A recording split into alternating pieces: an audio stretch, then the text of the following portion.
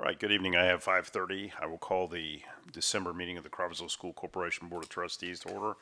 Roll call, all board members and administrators are present. Kent Manette is running a little late, but we'll go ahead and get started.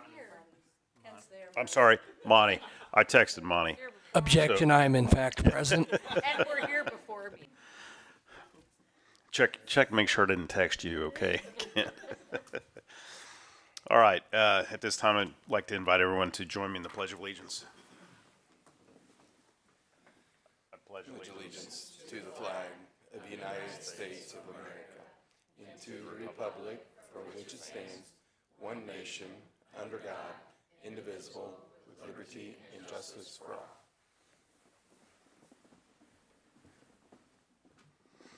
All right, the first item on the agenda is to approve the previous meeting minutes and various other accounts payable. Is there any additions or corrections?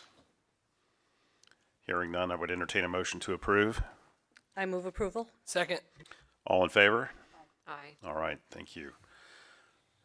Next item is the principal report. Mrs. Galanowski.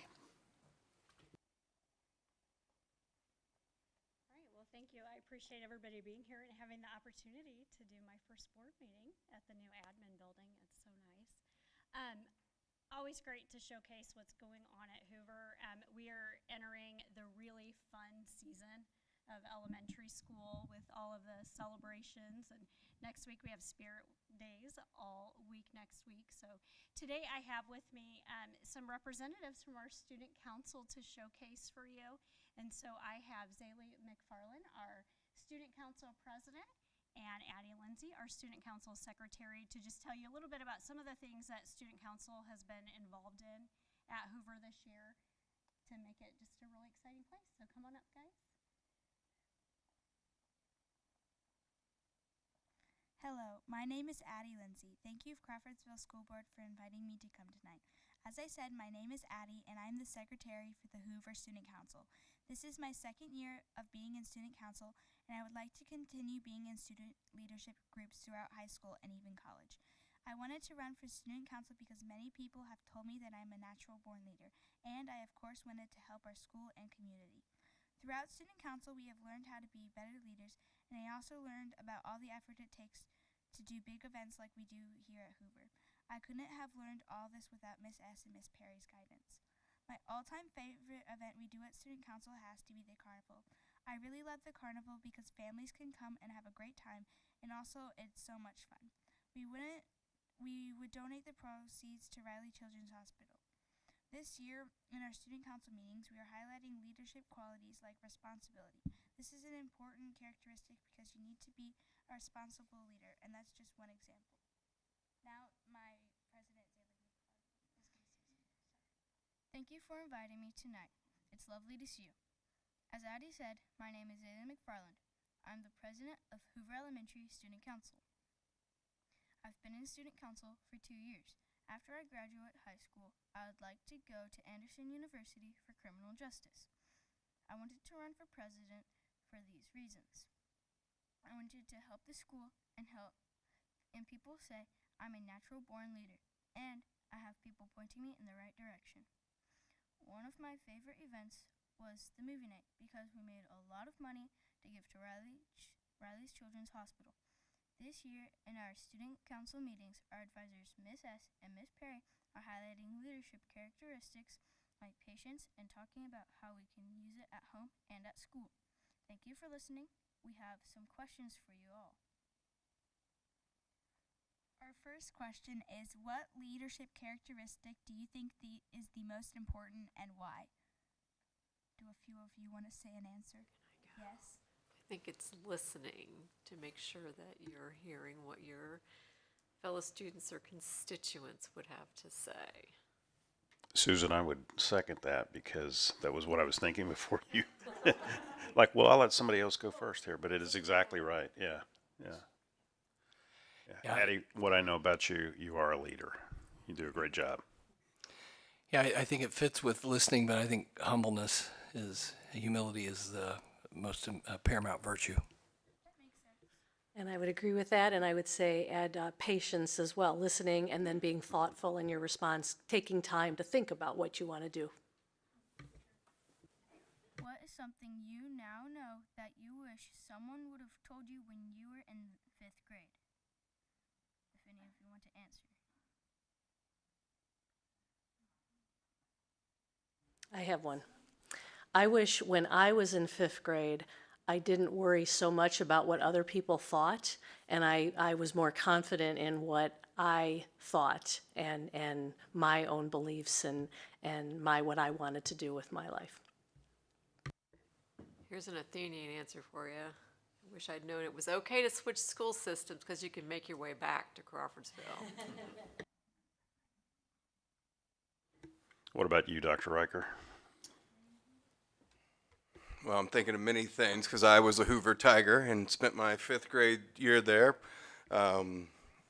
Yeah, enjoy recess while you have it. Yeah, what? Yeah, this is it. Enjoy recess while you have it. There you go. Okay. Our next question for you is if you as a leader could have any superpower, what superpower would you choose and why would it make you a better leader? I want to hear an answer from all of you for this.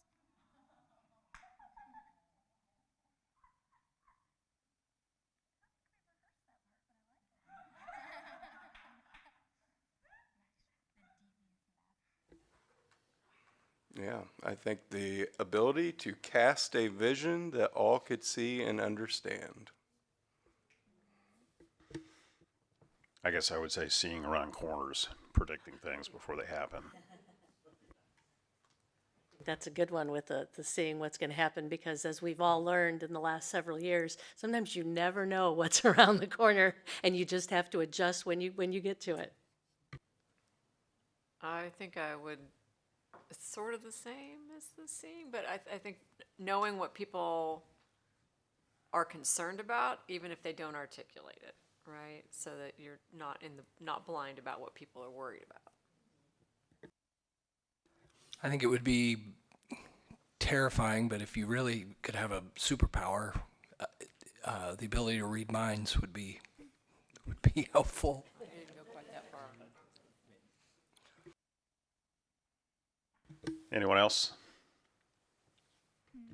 Sticking with the common theme of predicting the future, I think that seems to be the staple there.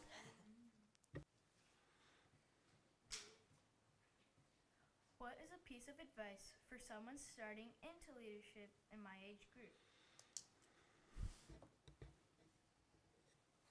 I would say yes. When you have opportunities, if it's interesting to you, don't second guess yourself. If it's interesting, go for it. And if you don't get elected to that position or make that position, that's okay too. It's just good to just put yourself out there and be confident about that. I think I would say the advice is to make sure you're not falling into the trap of working only with a clique, right? Only a certain group of people, but making sure you're really listening to everybody.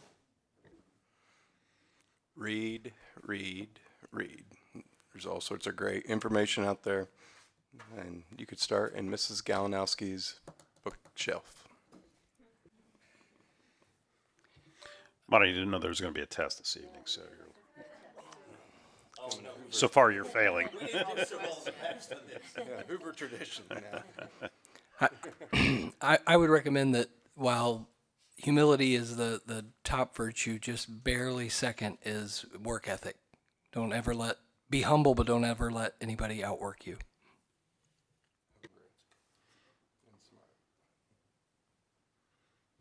Another question we have is who inspires you, like one or two people?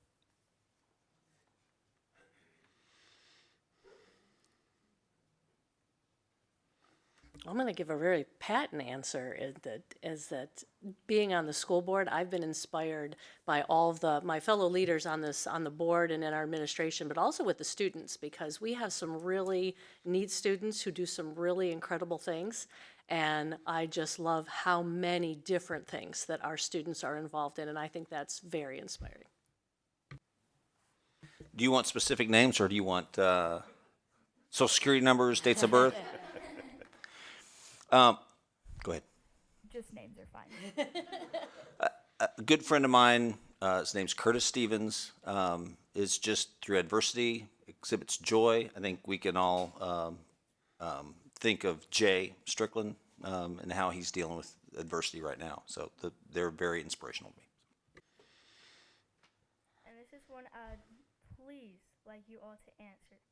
What is a favorite school memory you have from when you were 11? The camping trip, which used to be what grade? Sixth grade. Sixth grade. It's right. It was sixth grade when we were when Mr. McLaughlin and I were students. It was sixth grade, but my dad went along because he was a physics and astronomy professor, so he did a lesson on the night skies and the stars, and that was pretty special for me. So we're talking fifth grade, right?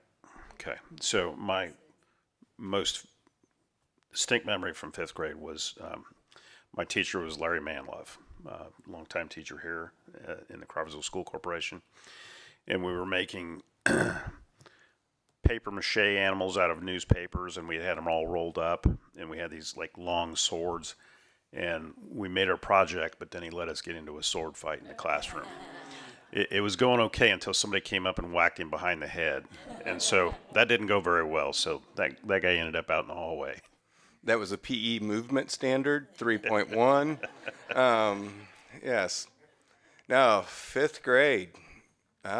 Hoover, for the first time, we won the city championship in basketball, beating the preppy kids from Nicholson. So it was great.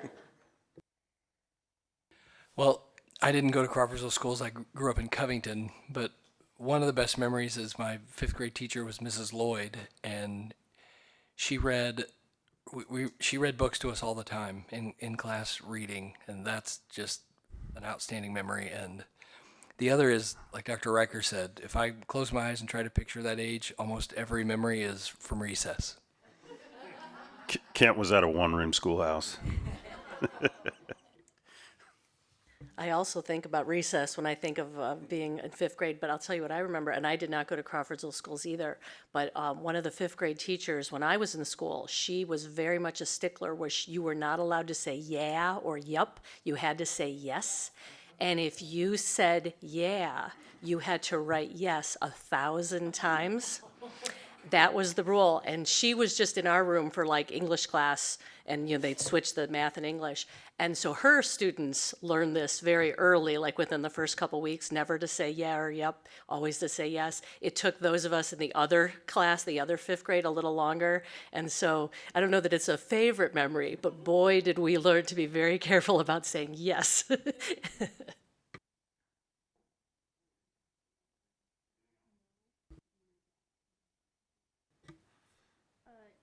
Bocart, can I please get an answer from you? Yes, you can. You may.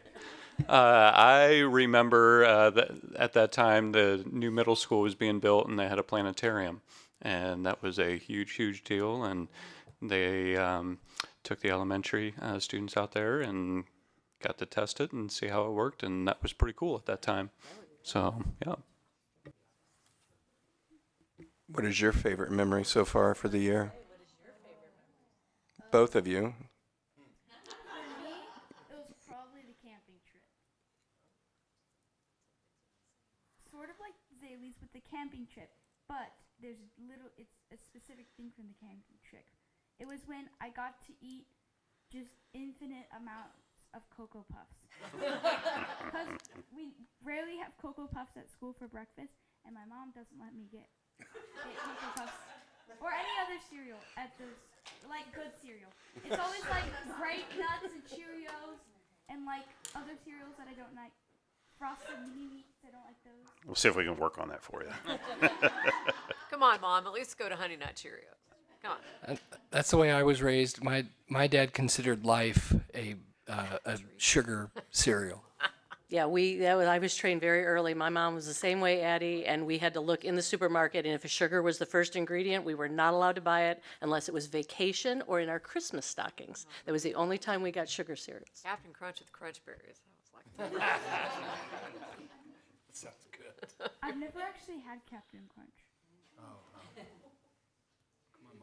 I know where to find it. No, I don't think we do. Well, I have one further answer for you to the who inspires you, and I want to say it's you two right here, because Susan and I have been on the board for over 20 years, since 2004, and we both have jobs. We've all got jobs outside of what we do here with the school board. But to me, seeing what our students do in the classroom and outside the classroom, and then to get to watch you guys walk across the stage when you graduate, that's a reward for me. So really the answer is you two right there inspire me. Thank you. Even if she's an Everton fan, wrong team. Want to recognize their sponsors, Mrs. Schmidt-Porter, Mrs. Perry. They're our student council sponsors. That's who this is. They have been working really hard at not just having our students have fun and do projects, but also really instilling leadership values in them and putting those into practice. And as you can see, Abby and Zaylee are doing a great job leading Hoover and leading the other students to lead their classroom. So thank you very much. That's all. Thank you, Mrs. Galanowski. Appreciate that. All right. You're also welcome to leave if you have other commitments, but you're welcome to stay and observe the board meeting. So.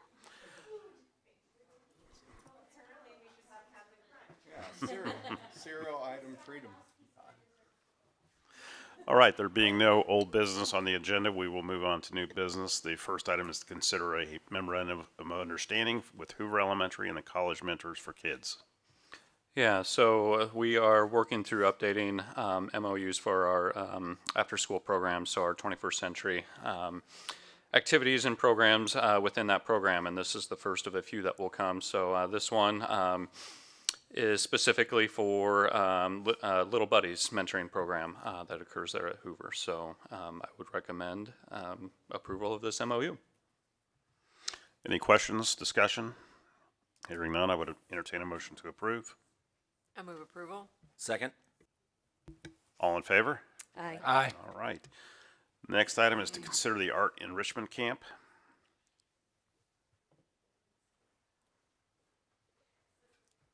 Hello, how are you guys? Good, thanks. So, I did this camp last year in the summer. Great success. I had so much fun. We had about 40 kids enrolled in the camp. We did a huge exhibit of their artwork at Wabash College. They really enjoyed that. It was a full house out there.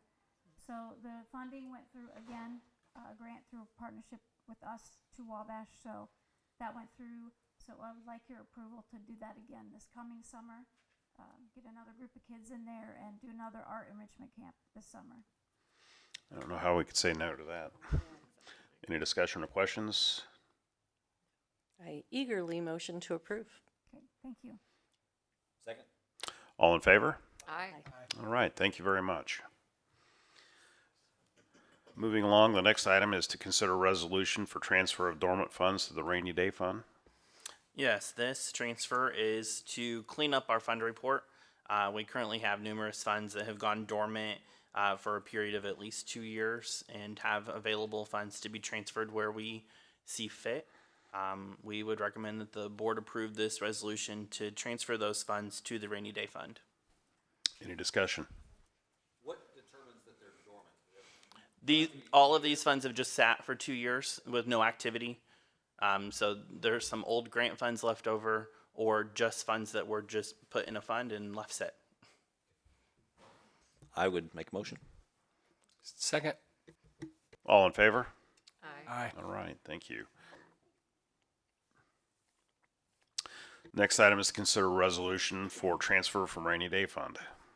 Yes, this is our second of our semi-annual transfers. This resolution would give the school permission to transfer up to $900,000 from the rainy day fund to the operations fund to make that balance positive. And this is just a maximum set since we're only halfway through the month of December and we still have a lot of transactions to go through before the end of the year. So we would recommend that the board approve this resolution to transfer this up to $900,000 from rainy day to the operations fund. I would like to remind the board that this year we'll receive about $2.5 million in operations, and our operational expenses are between $7 and $8 million. So that's the reason we have to move funding. What's the rough roughly the current balance of the rainy day right now, Andrew? Rainy day is roughly at about $2 million right now. Any other discussion? I move approval of this transfer. I second. All in favor? Aye. Yes. All right, the next item is to consider exercising the right to repurchase property. In 2022, when we signed over the old John Beard building to New Beginnings for a price of $9,000, in that agreement is that if they would cease to be doing business there, that we would have the first right to purchase the building back for the price that we sold the building. So at this point in time, I recommend that the board approves repurchasing the real estate at 1601 East College Street, formerly known as John Beard Elementary, for $9,000. Find it unfortunate that we have to do that child care center closed. So, any discussion here? Is there any avenue that they think that funding might come back around with an administrative change, or do we want to completely close this off just based on now, or just looking forward, I guess? Well, I think really right now, just us buying it back would put some money in their pocket to clean up any final bills.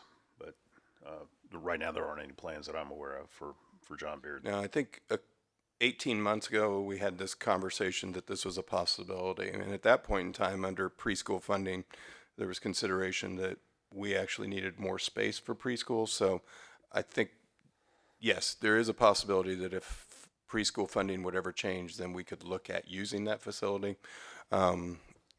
New Beginnings had done a great job, and they're actually, we are getting everything that is in the building.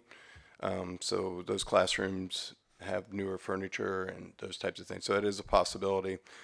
Have had communication with other community organizations already about, is there any partnership or anything they can use? And then there's other opportunities that we would look at. But the current status of preschool funding would not allow us, you would, as a board, would not want to approve if I recommended that we add more preschool at this point in time.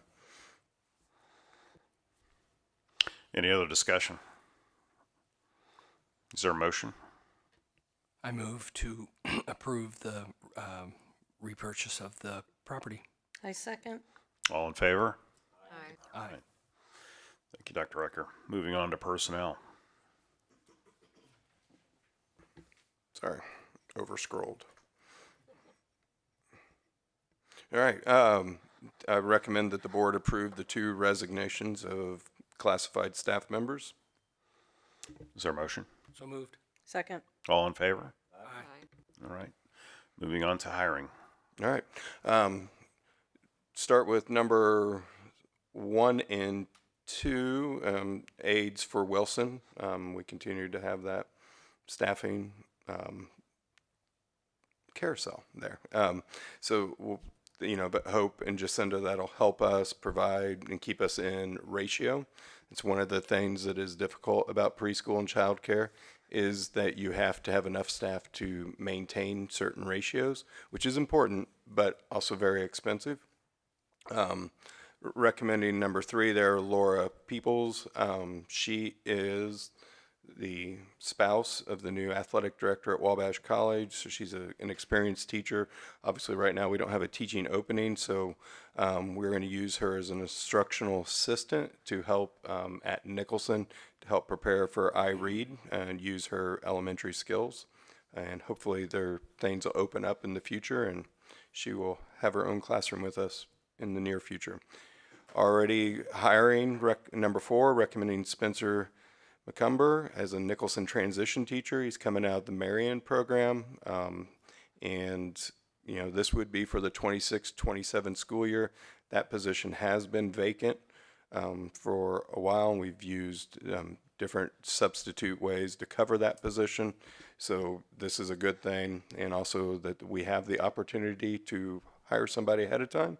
He is he married a Scheidler, so coming back to town.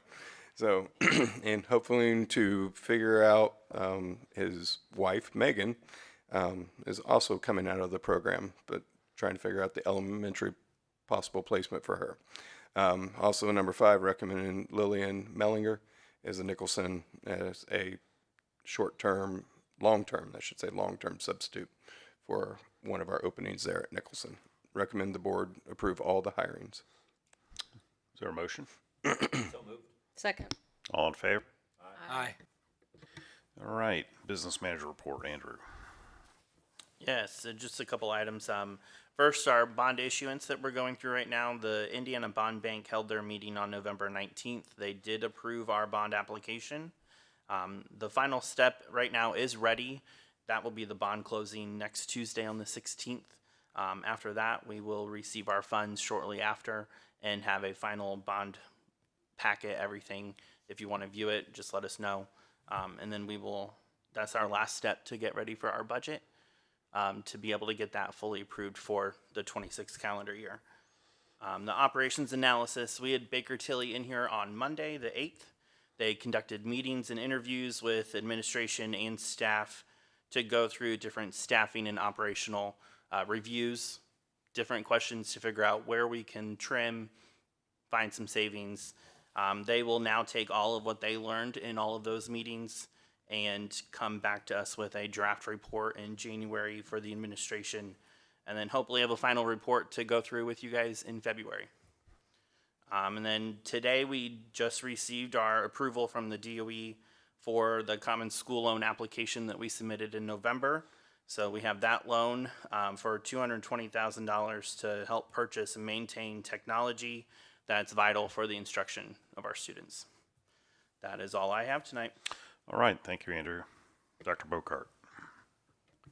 Yeah, good evening. So start off with first, as you heard the young ladies earlier tonight mention the playground at Hoover. While it is not finished, the equipment itself is in, so they are very close. So just needing to do final grading. So with dirt and mulch there, and once that is in, then they will be back up and running at Hoover. So it looks really, really good, though, so exciting there.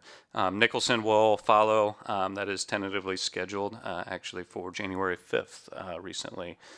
So we'll be using winter break to get the old equipment out, and then January 5th, new equipment will begin to be installed. So exciting for Hoover and Nicholson there. Also over winter break, CMS remaining classroom carpet floors will be replaced, so that will wrap up kind of how that was phased out through a few of our breaks here. Fall break, we had a good number done, and we will be able to finish that over winter break with the remaining classrooms. So that will be good there for CMS. Met with DeLong Rigging Solutions to review work to be done in the auditorium. So they had completed an inspection for us earlier this fall, and then worked through some recommendations with them, and then met with them on site to go over things. And so looking at initially, first steps would be to remove and update some line sets and update hardware as well. So in the process of currently looking at getting that scheduled as well for the auditorium. Curriculum, instruction assessment world, ELA secondary workshop. So secondary ELA teachers met to discuss some vertical alignment. Focus was on identifying and committing to key vocabulary in each grade level, and then proficiency scales as well with writing assessments. So I want to thank Rachel O'Neill and Emily Race for their planning and co-leading of that day. They did a great job. Excellent work was done by that team, and I will say that is difficult work when you get into those things, especially those proficiency skills. But we're looking forward to what it'll do for our instruction in the classroom.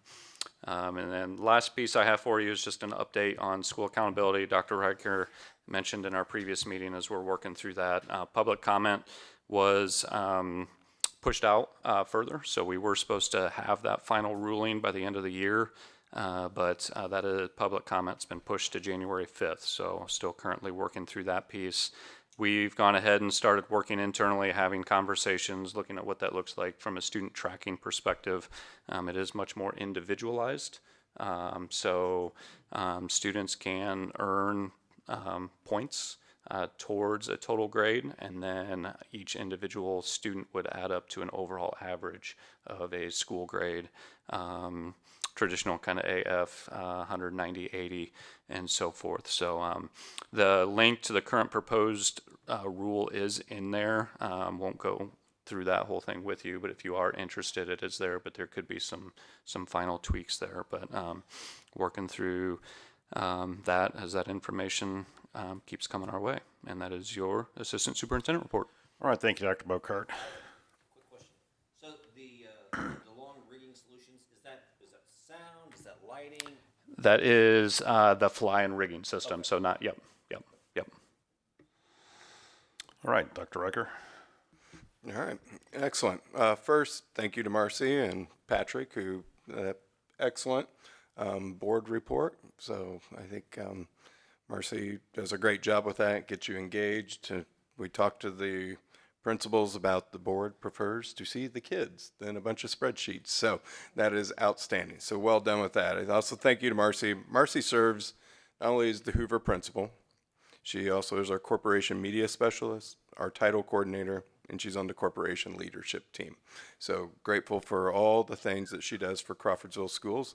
And she's raising a new junior principal, or he's got all sorts of little nicknames over there, but I wish he was here for that. But it's important. So, oh, there we go. So excellent. So thank you very much, Marcy. Thank you to Stephanie and the people who helped her. So kind of a little blending of the holiday spirit with the Athenian way. And so it's beautiful in here. Take a look around the office. It's wonderful. Grateful for that. Appreciate my team. They keep us going. A lot of early mornings recently for Dr. Bocart. So let him get out for a while. And, then I come and we meet and we talk in the parking lot and try to figure some of these things out. So I think the last few years we didn't have any sort of delay or weather in December, so it's all Dr. Bocart's fault. So working through that, Andrew trying to get us wrapped up for the year, and we'll, the next month or so we'll be trying to wrap up all of our financial reports. So it takes a team to run this school corporation, and I have a great one. All sorts of fun ways to get kicked in the shin lately, and a newer one is that we met with the providers of our athletic trainers, and just another cost that they're looking to significantly increase. It's been a extremely fair deal, almost a $0 cost to us. Basically what they charged us, they gave us back to in marketing. And so that's going to increase, but we're working with this, and they let us know early enough so that we could try to figure some things out with them. So I do appreciate that. There is a short session going on. There are approximately 15 bills that connect to education. I put in my report here a handful that kind of looking at House Bill 1034 comes back on the student cellular telephone use. Who uses those terms? And to even make an even stronger mandate to prohibit the use or possessing of a wireless communication device during the school day. So we'll see how that one goes along, because I think that we do a pretty darn good job of keeping them out of the learning environment, but you definitely are going to see them in passing periods and everything. So I don't know. We'll see how this one goes. And then they really put in there, because I think they're trying to close every loophole to it. I thought it was interesting that this bill reads that if a teacher directs a student to use a wireless device, the school must provide it. So I think that in a certain teacher's classroom might say, oh, we use the cell phones for polling the kids or something like that. So I think, again, they are taking those types of things away, and they support a secure storage program. So Senate Bill 84, pre-kindergarten and childcare, deals with funding for vouchers. Basically that they should fund the vouchers that are awarded. So we will see what happens with that. It doesn't have support from both sides, so I don't know that that'll go, but I think that'll be a lot of a conversation and probably stuff we'll hear about on Saturday at the legislative breakfast. Senate Bill 58, school curriculum. I don't know who just keeps doing this one, but like requires print handwriting and cursive handwriting and spelling in its curriculum. I feel like, We not had spelling all along? I don't know, but I feel like this cursive one has literally been brought up every year since I got into administration. But now that they require print handwriting too. So that's right. I mean, there are some things, I definitely believe there is a connection between writing and your ability in reading. So I think there's plenty of reasons to support it, but that it's required for a Senate bill, I don't understand. House Bill 1040, Battery Against Vulnerable Workers, adds school employees to the definition. So if that could go, which unfortunately the number of staff injuries across the state, across the country is significantly increased. So this one will be, I think it is needed, and I think they are trying to address an issue. It would just be interesting to see how it would be enforced. So legislation session is going. Currently have not seen any bills that remedy anything from Senate Enroll Act 1.